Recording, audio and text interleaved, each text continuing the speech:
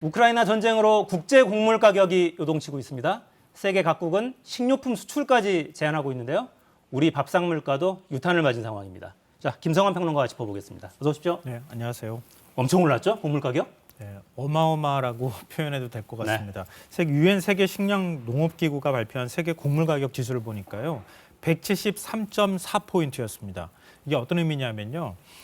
평년에 비해서 73% 정도 곡물 가격이 올랐다. 평년 기준을 100으로 봤을 때 네, 그렇죠. 지금이 173.4다. 예, 그러니까 73% 정도 올랐다 이렇게 보시면 될 것 같은데요. 이 곡물가만 문제가 아니고요. 육류 같은 경우에도 평년 대비 22%, 그리고 유제품은 41%가 지금 올랐습니다. 네. 전부 다 우리 다 먹는 거잖아요. 네. 엄청나게 많이 올랐기 때문에 전 세계가 지금 물가 때문에 고통받고 있다고 해도 과언이 아닐 것 같습니다. 근데 이렇게 되니까 외국에 수출을 하다가 우리 국민들이 굶주릴 수 있으니까 수출하지 말라. 이런 나라들이 많은 거죠. 네, 맞습니다. 대표적인 국가가 인도예요. 아시다시피 인도 같은 경우에는 좀 식량 안보 문제가 국제사회에 부각이 되고 난 다음에 밀수출 전면 금지하겠다 이렇게 밝혔습니다. 네. 근데 세계 밀수출 두 번째 국가가 인도예요. 그러니까 전체적으로 밀 수급에 굉장히 큰 영향을 미칠 수밖에 없는 거고요.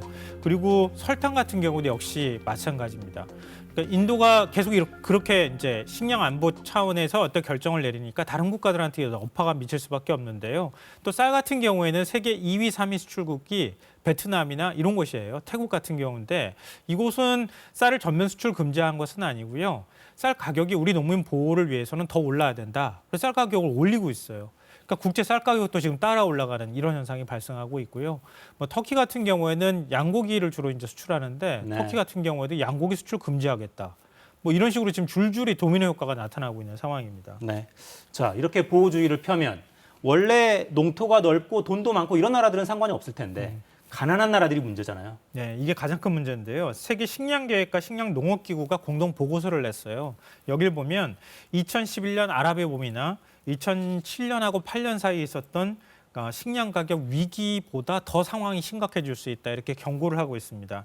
그러니까 아랍의 봄 때 아마 기억하시겠지만 굉장히 큰 소요 사태가 일어났기 때문에 48개 국가가 식량 위기를 겪었거든요. 네. 그때보다 상황이 더 심각하다고 하는 거고요. 또 사하라 이남을 우리가 사헬 지역이라고 아프리카 쪽을 얘기를 하는데요. 사헬 지역 같은 경우에는 굉장히 큰 흉년이 발생했어요. 그래서 1,800만 명 정도가 대기근의 위기에 처해 있다 이렇게 얘기를 하고 있는데 여기서 멈추는 게 아니라 식량 가격이 올라가면서 에티오피아나 나이지리아 등 6개 국가의 한 75만 명 정도가 지금 거의 기아의 죽음에 직면해 있다. 이렇게 지금 경고하고 있는 상황입니다. 자, 외국의 가난한 나라들은 그렇게 거의 생존의 위기에 몰려 있고 우리 밥상 물가도 만만치 않아요. 그러니까 우리가 이제 보통 가공식품이라든가 아니면은 농축수산물 중에서 주로 이제 밥상에 오르는 재료가 될 수 있는 그런 품목을 따로 모아가지고 물가를 생활물가지수라고 만드는 거거든요. 그거를 이제 우리가 밥상물가라고 흔히들 얘기합니다. 그게 10년 8개월 만에 가장 높은 7.6% 인상률을 기록했습니다. 이게 한 73개 품목이었는데요. 73개 가운데 69개 품목이 다 올랐어요. 그러니까 거의 다 올랐다고 해도 과언이 아닌 수준이고요. 네. 예를 들면은 국수라든가 밀가루, 된장, 간장 이런 경우에는 10% 넘게 지금 급등한 상황입니다. 그러니까 자연스럽게 아무래도 먹을거리에 대한 부담이 커지지 않겠습니까? 근데 소득 하위 20%의 경우에는 우리 먹는 것을 사서 먹는 비용이 전체 소득의 40%를 차지할 정도로 지금 우리나라도 굉장히 좀 심각한 상황입니다. 네. 참 가난에는 돈이 많이 드는 법이어서 먹는 게 굉장히 중요한데 거기에만 매달리는데 그 값이 오릅니다. 살기 점점 힘들어지는 거죠. 자, 곡물 가격이 계속 오르고 곡물 가격이 동물들한테도 이제 곡물 사료 먹여서 키우니까 고기값도 오르고 계속 이런 상황이에요. 근데 우리나라 문제는 곡물 자급률이 너무 낮다는 게 또 문제죠. 옥수수 작업률이 얼마나 되는지 혹시 아세요? 옥수수는 그래도 많이 국내에서 재배하지 않나요? 시골에서 옥수수 사서 많이 드시고 그렇죠. 그렇기 때문에 그럴 거라고 생각하시는데요. 옥수수 작업률이 1%가 안 됩니다. 1%가 안 돼요. 예, 주로 이제 동물 사료에 옥수수를 많이 사용하거든요. 닭 같은 경우에 거의 전적으로 의존하고 있다고 해도 과언이 아닌데요. 옥수수 가격은 치솟고 있는데 또 더군다나 코로나19 이후에 인력도 많이 부족해진 상황인데다가 이렇게 옥수수 가격이 올라가니까 사료값이 올라가죠. 사료값이 올라가니까 자연스럽게 돼지고기 가격이라든가 아니면 닭고기 가격 이런 것들이 따라 올라가는 현상이 발생하고 있다고 하는 겁니다. 최근에 삼겹살 한 근 가격이 100g당 3,000원 정도 육박해서 2만 원까지 가고 있는 상황이에요. 그래서 삼겹살도 마음 편히 구워 먹을 수 없다 이런 얘기들 하고 있는 상황입니다. 네. 저희 집에서 장 봐오는데 삼겹살 딱 요만한 거 3조각 사오더라고요. 애만 좋습니다. 네. 밀가루 소비량도 계속 느는데 밀가루도 역시 대부분 수입에 의존하고. 근데 이게 여름쯤 되면 가격이 확 오를 가능성도 배제할 수가 없다면서요. 네, 맞습니다. 밀가루가 보통 이제 국제 사회에서 그러니까 우리 곡물 같은 경우에 예를 들면 밀가루라든가 옥수수, 대두 뭐 이런 것들이 쭉 있잖아요. 그런 것들을 사면 비축을 하거든요. 네. 그 비축량이 한 3개월치나 길면 한 6개월치 정도가 되거든요. 밀가루 같은 경우가 보통 이제 3개월치 정도라고 우리가 예상을 합니다. 그러니까 올 여름 지나고 나면 밀가루 비축량이 떨어질 수 있다 이렇게 되는 거거든요. 근데 이전에 사놓은 밀가루는 아무래도 상대적으로 가격이 좀 낮잖아요.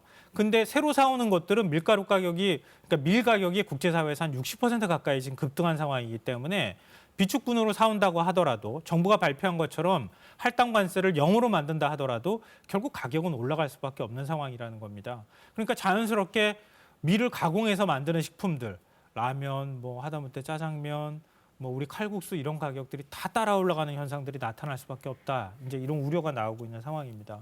근데 저희 왜 그런 기사 되게 많이 썼거든요. 쌀 남아돈다. 남아도는 쌀 비축에도 돈이 든다. 이런 거 굉장히 많이 썼는데 근데 곡물 자급률도 낮단 말이죠.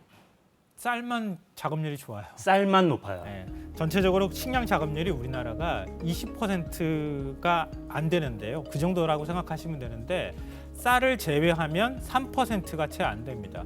밀가루는 0.7%예요. 그러니까 거의 다 수입에 의존하고 있다 이렇게 해도 과언이 아니거든요. 그러니까 이런 상황에서 국제사회에서 큰 변동이 생기거나 뭐 기후위기라든가 아니면은 지금 우크라이나 사태 같은 위기가 발생하면 그러면 자연스럽게 우리 국민들의 먹을거리, 물가가 치솟는 현상들이 나타날 수밖에 없다고 하는 거죠. 그러니까 식량 안보 차원의 어떤 준비가 필요하다라고 하는 얘기가 그래서 나오는 겁니다. 그러니까 더 많은 자유무역이 더 많은 혜택을 가져다 줄 거라는 게 정말 뭐 아주 오래된 믿음이었는데 다 깨집니다. 지금 다 깨져요. 식량 안보를 중요하게 여기는 나라들, 문을 걸어 잠그는 나라들이 점점 많아지는데 해법은 있겠습니까 지금? 결국 우리 식량 안보를 위해서 식량 작업률을 끌어올리는 방법밖에 사실은 없는 겁니다. 국제사회의 변동은 앞으로 계속 있을 수밖에 없거든요.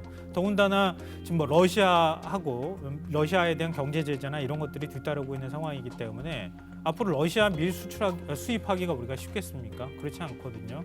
근데 이런 상황에서 이제 밀만 예를 들어서 말씀드리면 밀산업 육성 계획을 2년 전에 정부가 수립했어요. 그래서 2025년까지 밀 작업률을 5%까지 끌어올리겠다.